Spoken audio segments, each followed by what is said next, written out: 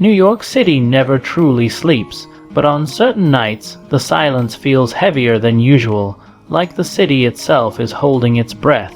Detective Ethan Cole parked his unmarked car on the corner of West 42nd Street. The flashing red and blue lights bounced off the wet pavement as officers cordoned off the area. The call had come in less than an hour ago. A body found in an alley, no witnesses, no ID. Ethan stepped out, pulling his coat tighter against the chill. He was in his early 40s, with tired eyes that had seen too much and trusted too little. The crime scene smelled of rain, garbage, and something metallic. Blood. Detective Cole, a young officer, approached him, clearly nervous. "We've secured the area. The victim's back here." Ethan followed him into the alley. The victim lay sprawled against a dumpster, face pale, shirt soaked in crimson. His throat was slashed, clean and precise, too professional for a random mugging. "Any ID?" Ethan asked. The officer shook his head. "Nothing. No wallet, no phone. Whoever did this wanted him to stay a ghost." Ethan crouched down, studying the victim. His hands were rough, fingernails dirty, like a man who worked with machines or heavy labor. But his shoes Italian leather, expensive. Something didn't add up. Cause of death seems obvious. The medical examiner muttered as she stood nearby, "But I'll confirm after the autopsy. Time of death, about an hour ago." Ethan stood up, scanning the alley. No security cameras, no signs of a struggle, just silence. Whoever killed this man knew exactly what they were doing. Suddenly, Ethan noticed something, barely visible, half hidden beneath the victim's sleeve. A tattoo. Not just any tattoo, but a symbol he'd seen once before during a case that had mysteriously been buried. A black serpent coiled around a dagger. Ethan's jaw tightened. "Son of a bitch," he whispered. The officer beside him frowned. "What is it, detective?" Ethan didn't answer. Not yet, because if he was right, this wasn't just a murder. It was the beginning of something much darker. He pulled out his phone and took a picture of the tattoo. Then he looked at the alley walls, at the shadows stretching long under the streetlights. In those shadows, Ethan felt something watching him. The city was awake, and so was the darkness beneath it. The morning sunlight crept across the New York skyline, but Detective Ethan Cole wasn't thinking about the view. He was in the precinct's gray, walled briefing room, staring at the photo he had taken last night. The tattoo of a serpent wrapped around a dagger.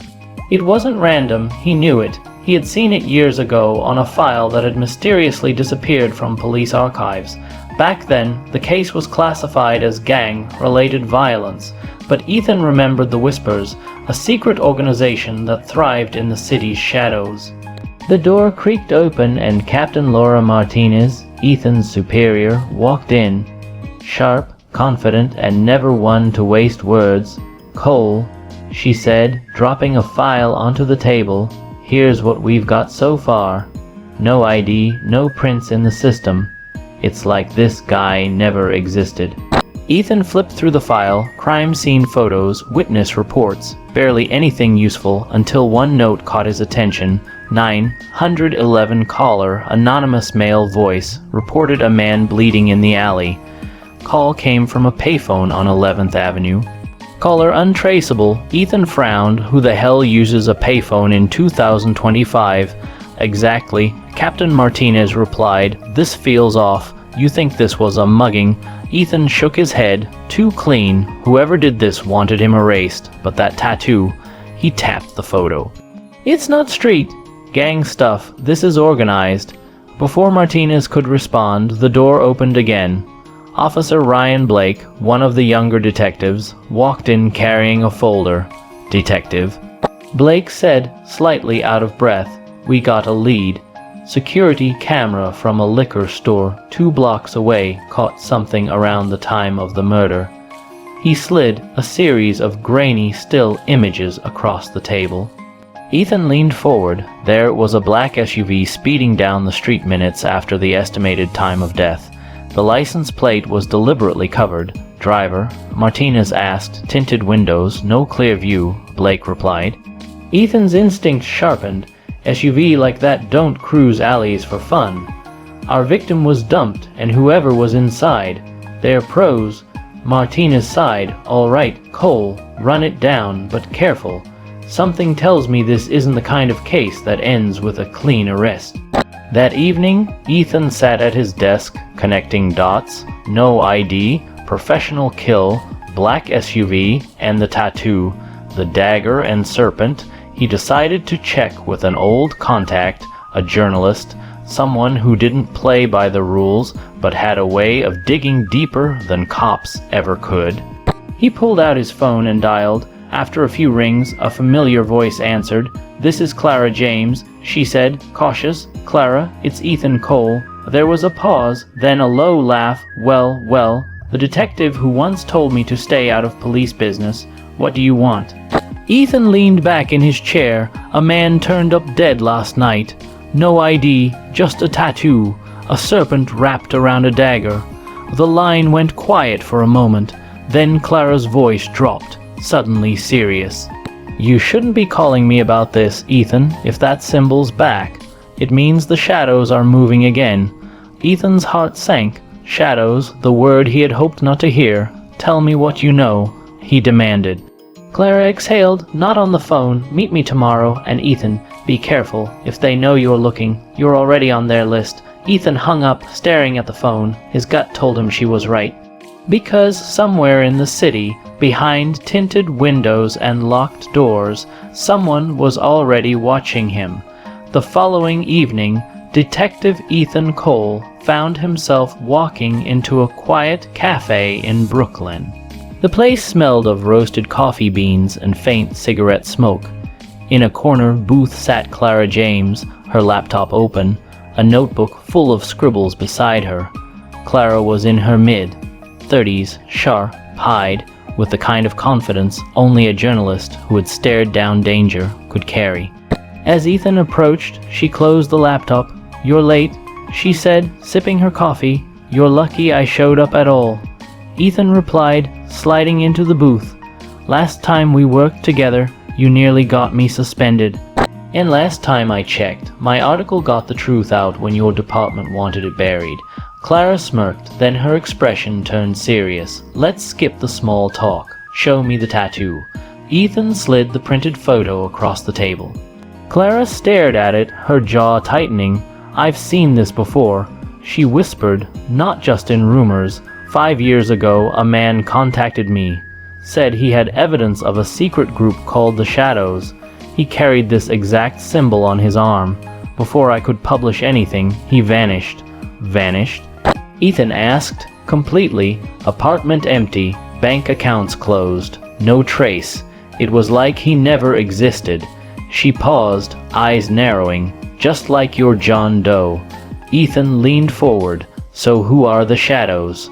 Clara lowered her voice. "Not a gang, not just mobsters. They're a network. Politicians, businessmen, dirty cops. They pull strings behind the scenes, controlling deals, silencing threats. They've been around for decades, but nobody talks about them openly." Ethan frowned. "You're telling me the people who killed our victim could be tied to city officials?" Clara nodded. "Exactly. The man I spoke to claimed the Shadows were preparing something big. He called it a cleansing, but I never found out what it meant." Before Ethan could respond, Clara's phone buzzed on the table. She glanced at it, and the color drained from her face. "What is it?" Ethan asked. She turned the phone toward him. An anonymous text message glowed on the screen. "Stop digging, Clara, or you'll end up like him." Ethan grabbed the phone, scanning the number. Blocked, damn it. Clara's hands trembled slightly as she set the phone down. "You see, they're watching us already." Ethan's instincts flared. He glanced around the cafe, scanning faces. A man in a leather jacket by the counter pretended to read a newspaper but kept glancing at them. "Stay calm." Ethan muttered, "We're leaving. Now."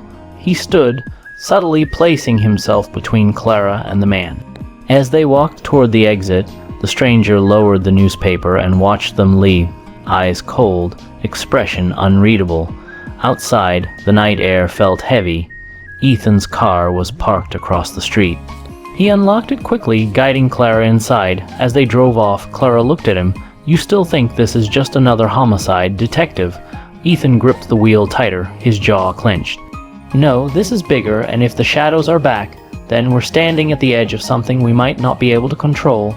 Neither of them noticed the black SUV that pulled out 2 blocks behind them, headlights dimmed, following silently into the night. The rain fell steadily the next morning, coating New York's streets in a glossy sheen. Detective Ethan Cole sat at his cluttered desk, sipping bitter coffee and staring at the whiteboard covered in case notes. The photo of the serpent and dagger tattoo sat pinned in the center like a black eye staring back at him. Across from him, Clara James sat with her notebook, scrolling through her files. She looked restless. "They already know we're looking," Clara said quietly. "The text I got last night wasn't a bluff. I've dealt with threats before, but this feels different, bigger." Ethan rubbed his temples. "You're saying the shadows are monitoring our every move? That's paranoia, Clara." Clara shot him a sharp look. "Is it? Because that SUV followed us halfway across Brooklyn before vanishing. And don't forget, they erased my last source completely. This isn't paranoia, Ethan. It's reality." Before Ethan could answer, Officer Ryan Blake walked in, holding a stack of files. His young face looked pale, like he hadn't slept. "Detective," Blake said, setting the files down, "I pulled records of recent missing persons cases. 3 men, all without prior criminal history, all gone in the past 2 months. And get this, 2 of them had the same serpent and dagger tattoo." Ethan's head snapped up. What were their backgrounds? Blake flipped through the pages. One was a dock worker, the other an accountant for a high-profile real estate company. Clara leaned in.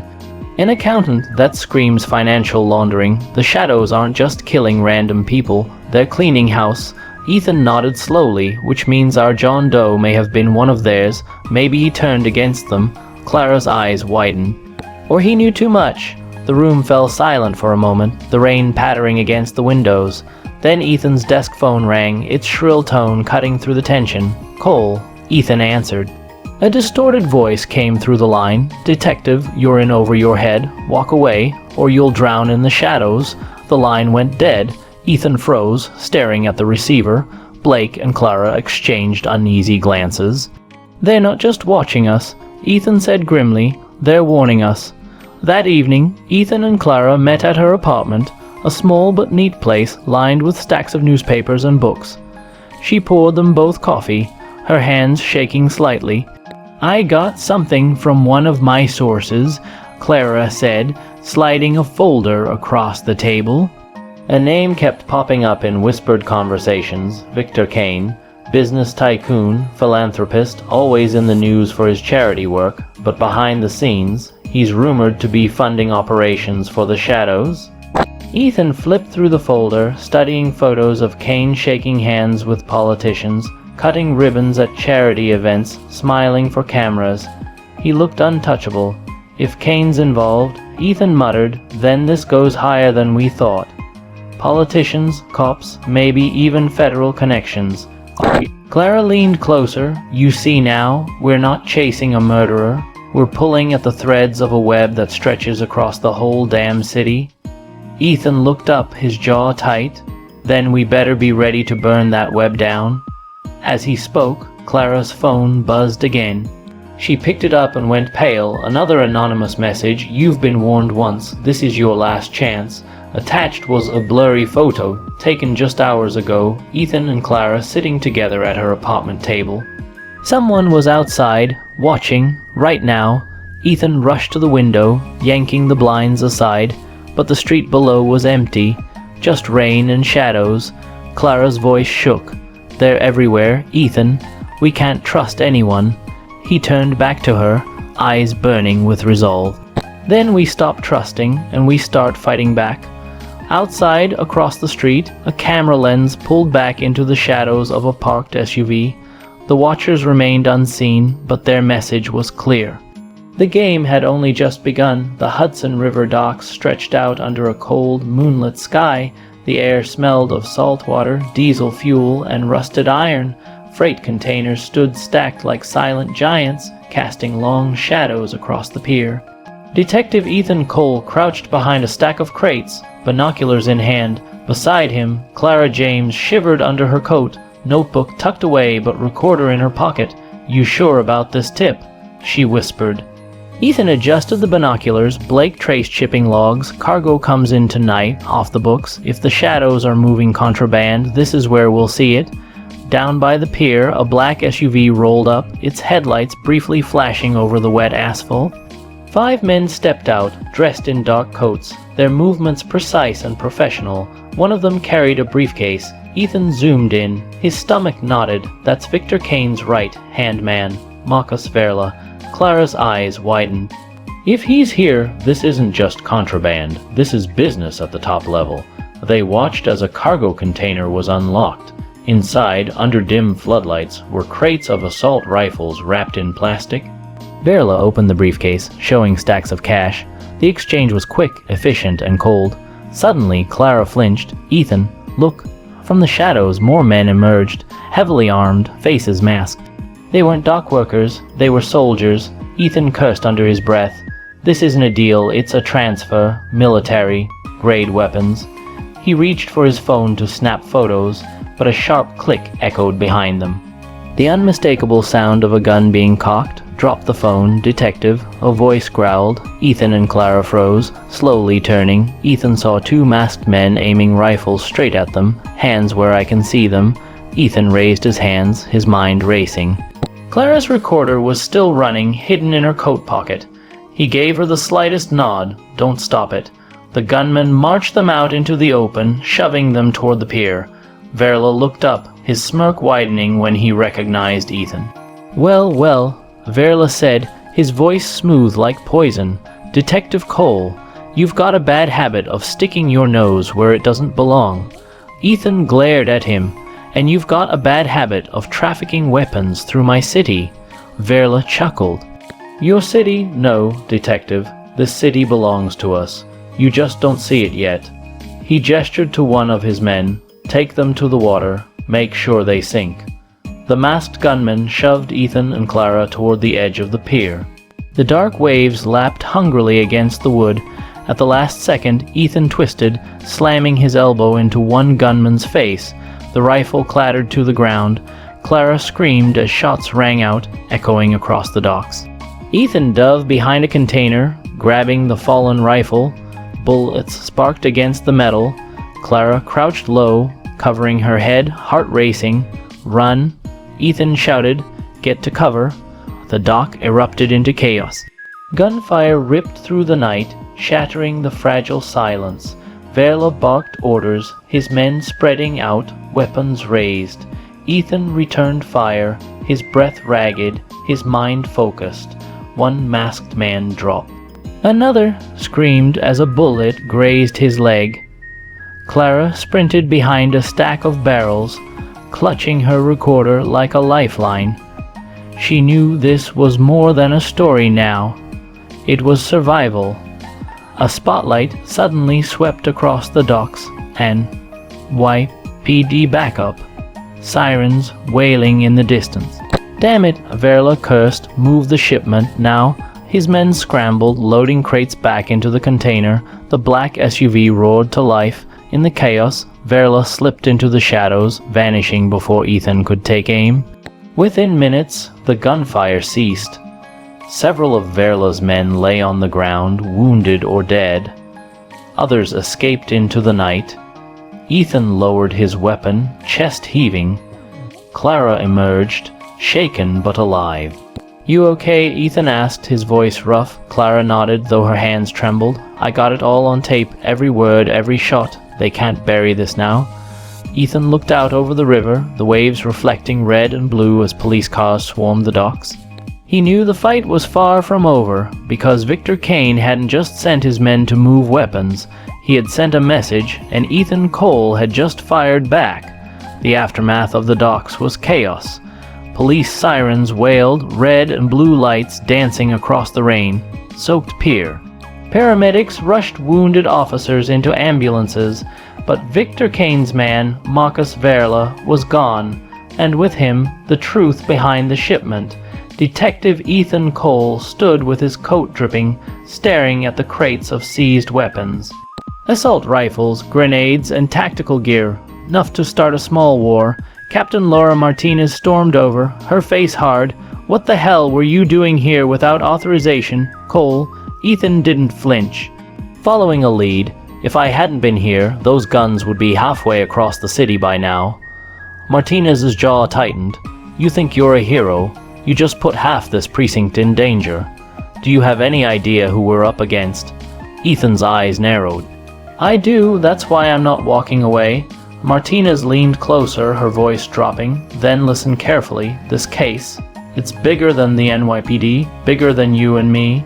If you keep pushing, you'll drag us all into a war we can't win." Ethan held her gaze. "War's already here, Captain. The shadows brought it." Later that night, Ethan sat in his apartment, the city skyline glowing faintly beyond the rain. Streaked windows. Across from him, Clara James replayed the recording she'd captured at the docks. Verla's voice echoed through the tiny living room. "This city belongs to us. You just don't see it yet." Clara shut the recorder off, her face pale. "This is enough to blow the story wide open. But if we publish it without proof of Kane's involvement, it'll get buried, and we'll get buried with it." Ethan poured himself a glass of whiskey, staring at the amber liquid. "Then we need more than words. We need evidence that ties Kane directly to the shadows."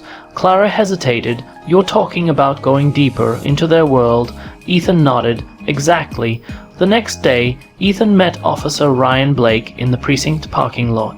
Blake looked nervous, eyes darting around. "I don't like this, Detective." Blake muttered, "We're chasing ghosts. Half the department already thinks you're off the rails." "Half the department," Ethan replied coldly, "might already be working for the shadows." Blake swallowed hard. "What's the plan?" Ethan handed him a slip of paper.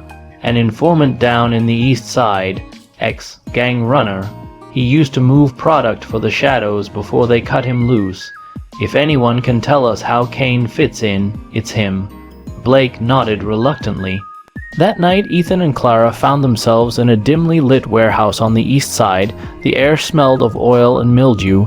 Their informant, a gaunt man named Luis Ortega, lit a cigarette with shaky hands. "You shouldn't be here," Luis muttered, eyes darting around. "The shadows don't forgive, they don't forget." Ethan leaned forward. "Then start talking, Luis. Who are they? Who runs them?" Luis exhaled smoke, trembling. "They're everywhere. Judges, cops, CEO, but Kane. He's the face, the money. He funds their operations, keeps them invisible, but he's not the top. There's someone above him, someone nobody dares to name." Clara's pen scratched across her notebook. "And the tattoo, the serpent and dagger." Luis tapped his arm. "It's their mark. You carry it if you belong to them, or if you owe them. It's a warning and a leash." Suddenly, the warehouse door creaked. Luis's eyes went wide with terror. No, they found me." Gunfire erupted. Bullets shredded through the corrugated walls. Ethan dove behind a crate, pulling Clara down with him. Luis screamed, clutching his chest as blood spread across his shirt. Masked men stormed in, rifles blazing. Ethan fired back, the echoes deafening in the metal chamber.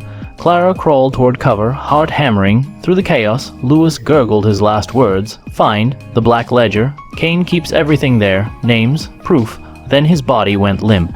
Ethan's rage ignited. He blasted 2 attackers, dropping them cold, but more poured in. Clara's scream cut through the air as a gunman grabbed her by the arm, yanking her to her feet. "Ethan," she cried. Ethan turned, firing, but the gunman dragged Clara toward the exit, bullets sparking against the walls as they vanished into the shadows. The warehouse fell silent, except for the ringing in Ethan's ears, and the body of Luis Ortega lying lifeless at his feet. Clara was gone, and the shadows had taken her. The warehouse still reeked of gunpowder and blood when Detective Ethan Cole stumbled out into the rain-soaked streets. His heart was pounding, his mind racing. Clara James, gone, dragged into the darkness by the shadows. He dialed every contact he had, every informant, but there were no leads. The shadows moved like smoke. There 1 second, gone the next. Back at the precinct, Ethan slammed his fist onto the desk. rattling coffee cups and paperwork.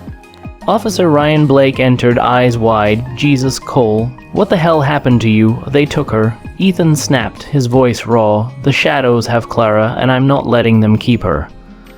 Blake hesitated. You should tell Captain Martinez. Make this official, no. Ethan cut him off sharply. The more people know, the faster it leaks. You saw Ortega. He said Kane keeps a black ledger. That's the key. If I can find it, I can trade it for Clara. Or bring the shadows crashing down. Blake shifted uneasily. A black ledger, that's suicide. If it even exists, Kane guards it tighter than the damn Federal Reserve. Ethan's eyes burned with determination. Then we steal it. That night, Ethan and Blake drove through the city's underbelly, neon signs flickering outside grimy windows. Blake gripped the wheel, silent for a long time before finally speaking. You ever wonder if this is too big for us? Blake muttered. I mean, we're just two cops against an empire. Ethan glanced at him. Empires fall. All it takes is one crack in the foundation.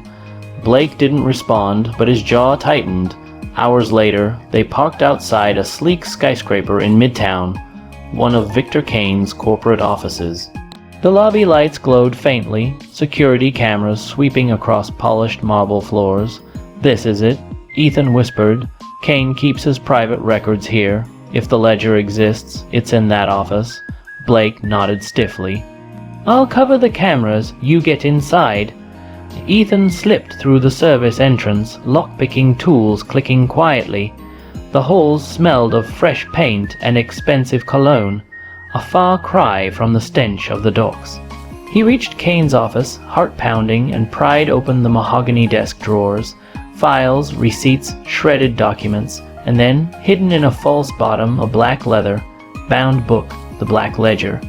Ethan flipped through quickly, names, dates, payments, politicians, judges, police officers. His blood ran cold as he recognized faces, men and women he had worked with, people sworn to uphold the law. And then his eyes froze. Detective Ryan Blake. His name was written in bold, alongside payment records, dates matching recent raids, betrayals, information sold.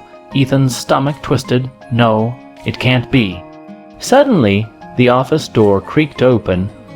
Blake stepped inside, gun already drawn, his face hard and unflinching. You weren't supposed to see that, Cole. Ethan raised the ledger slowly. How long, Ryan? Blake's jaw clenched. Long enough to know the system doesn't care. The shadows offered me a way out. Money, power. You think fighting them changes anything? They own this city. You son of a bitch. Ethan growled. You set us up. Ortega, the warehouse, Clara.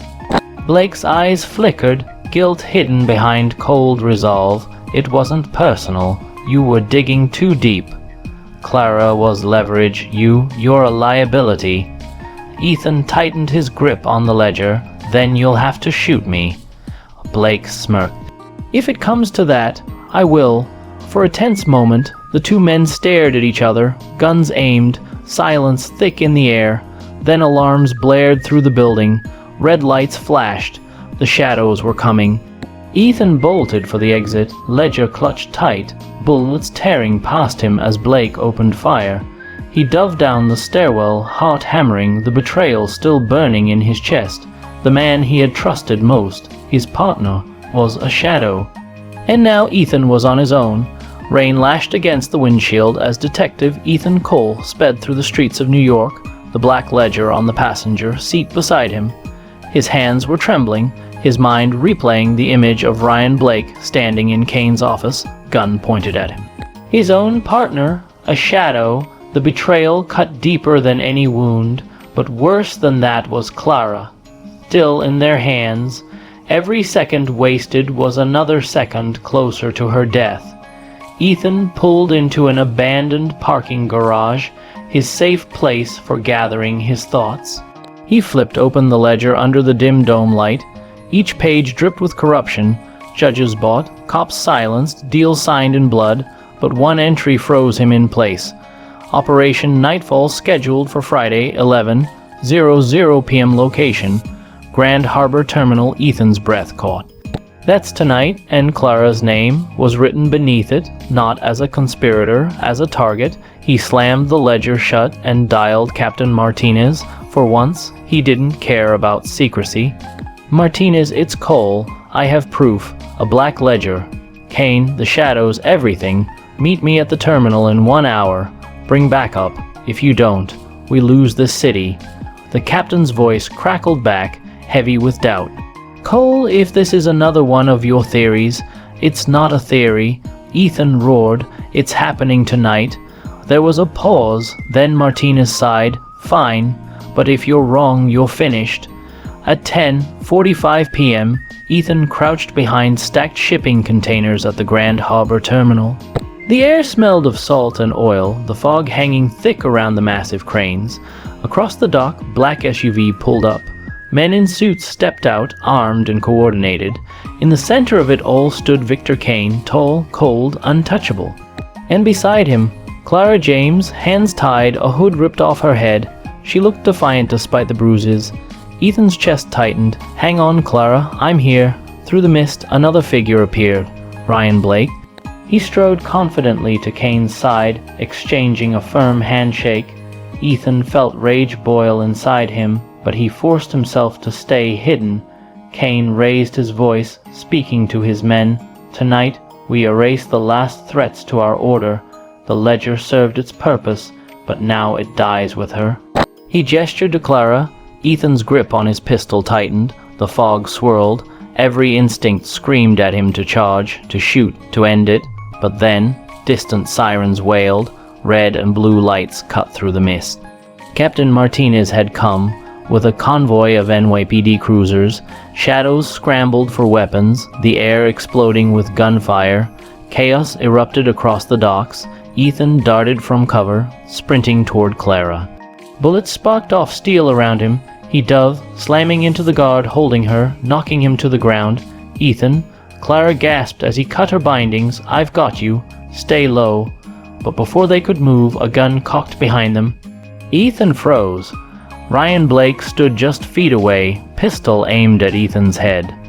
His eyes were cold, but beneath the mask of loyalty to Kane, Ethan saw a flicker of conflict. It's over, Cole, Blake said. Give me the ledger. Ethan slowly lifted the book, his hand trembling. You don't want this path, Ryan. You can still walk away. Blake's jaw tightened. The sirens blared louder, the firefight closing in.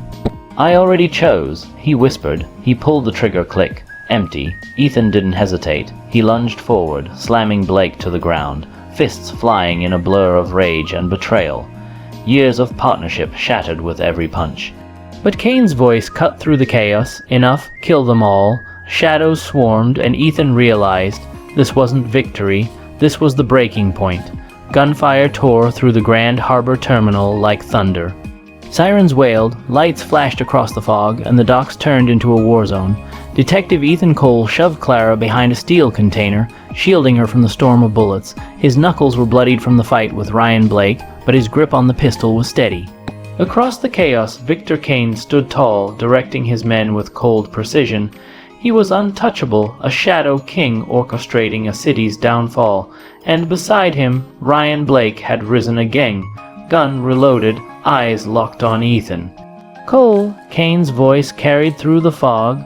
Give me the ledger, and I'll let you walk away. Refuse, and you both die tonight. Ethan wiped the blood from his lip, shouting back, You think this book keeps you safe? This ledger is your death warrant? He raised it high, letting Kane's men see the incriminating black cover. A ripple of uncertainty spread through the shadows' ranks, whispers, hesitation. Some of them knew what exposure meant. Prison, execution, the end of everything. Kane's eyes darkened. Then I'll burn it, and you with it. Ryan advanced, his pistol aimed at Ethan's chest. Don't make me do this, partner. Ethan locked eyes with him. You already did. The words hit harder than bullets. For a fraction of a second, Blake faltered, his finger twitching on the trigger. The conflict inside him boiled. Loyalty to the shadows, or the ghost of the man he once was. Clara seized the moment. She grabbed a fallen rifle from the ground and swung it like a club, smashing it into Blake's arm. The shot went wild. Ethan lunged, tackling Ryan into the dirt. They rolled across the wet concrete, fists and fury colliding. Years of brotherhood shattered in one brutal clash. Blake snarled, trying to choke Ethan, but Ethan broke free, slamming his knee into Blake's ribs. He pinned him down, gun pressed to his temple. "Why, Ryan?" Ethan roared. Blake coughed, blood staining his teeth. "Because. Fighting them is useless, they always win. Not tonight," Ethan growled. But before he could pull the trigger, a deafening boom shook the docks. One of the shipping containers exploded, fire tearing through the fog. Kane's men unleashed a hail of bullets, forcing Ethan to dive for cover. Clara clutched Ethan's arm. "We can't hold them off, they'll kill us both." Ethan's mind raced. The ledger, it wasn't just evidence, it was a weapon. If Kane wanted it so badly, Ethan could use it against him. He tore a flare from a nearby crate, lit it, and held it over the ledger. The bright red flame licked at the edges of the pages. "Kane," Ethan shouted, voice echoing over the chaos. "One more step, and your empire goes up in smoke." For the first time, Victor Kane hesitated. His calm, icy mask cracked, just slightly. "Put it down," Kane growled. Ethan smirked through the blood and sweat. "No, you put yourself down." At that exact moment, Captain Martinez's squad stormed the docks in full force. Floodlights cut through the mist, SWAT teams in heavy armor advancing with precision. "Kane, NYPD, drop your weapons," Martinez bellowed. Gun. Fire erupted again, but this time the shadows were outnumbered. Sirens, shouts, and gunshots blended into chaos as Kane realized the tide had turned. Ethan used the distraction. He shoved the flare into Blake's chest, forcing him back, then grabbed Clara's hand. "We end this. Now." They sprinted through the battlefield, bullets whizzing by, straight toward Victor Kane. The Shadow King raised his pistol, his calm returning as he took aim at Ethan, but Ethan was faster. One shot. The bullet ripped through Kane's shoulder, spinning him to the ground. His gun clattered onto the dock. His empire, built on blood and fear, was collapsing around him. As SWAT officers swarmed the remaining shadows, Ethan stood over Kane, gun aimed between his eyes. "It's over," Ethan growled. Kane sneered, blood seeping through his suit. "Fool, the shadows don't die with me. You've only cut off the head. The body will grow another." Ethan pressed the barrel harder. "Then I'll be there to cut that one off too." The docks fell silent. Shadows cuffed. Kane bleeding, defeated.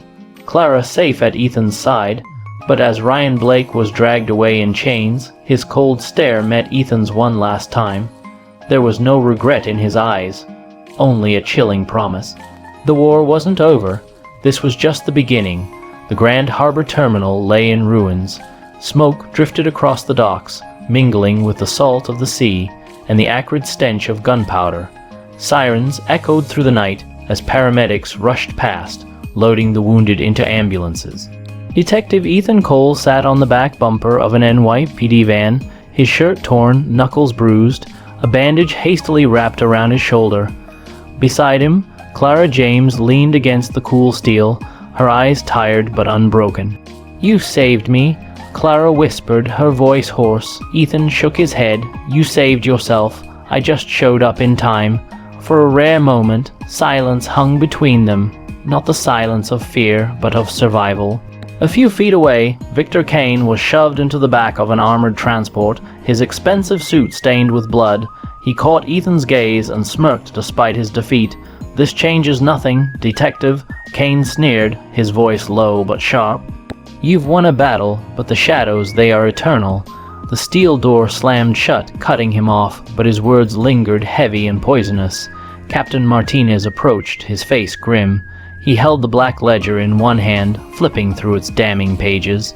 "This will bring down half the city," Martinez muttered. "Politicians, judges, cops. Some of these names. Hell, Cole, even I didn't suspect." Ethan's jaw tightened. "Then burn it all down. Every last one of them. If we don't, the shadows crawl back stronger." Martinez studied him carefully. Careful, Cole. When you go after people this powerful, sometimes the line between justice and obsession blurs. Don't lose yourself. Ethan didn't answer. His eyes were fixed on the horizon, where the fog met the black water. Later that night, Ethan drove Clara home. The city lights shimmered on rain, slick streets, but the usual hum of New York felt different, heavier, watchful. At her apartment, Clara paused at the door. "This isn't over, is it?" Ethan gave a tired smile, not even close. She touched his arm gently, then promised me one thing. Don't try to fight them alone. He didn't promise, he couldn't, because deep down he knew the shadows weren't finished. Back in his own apartment, Ethan dropped his blood-stained coat and collapsed into a chair. His body begged for rest, but his mind wouldn't stop turning. He poured himself a glass of whiskey, staring at the city skyline. Somewhere out there, the shadows were regrouping.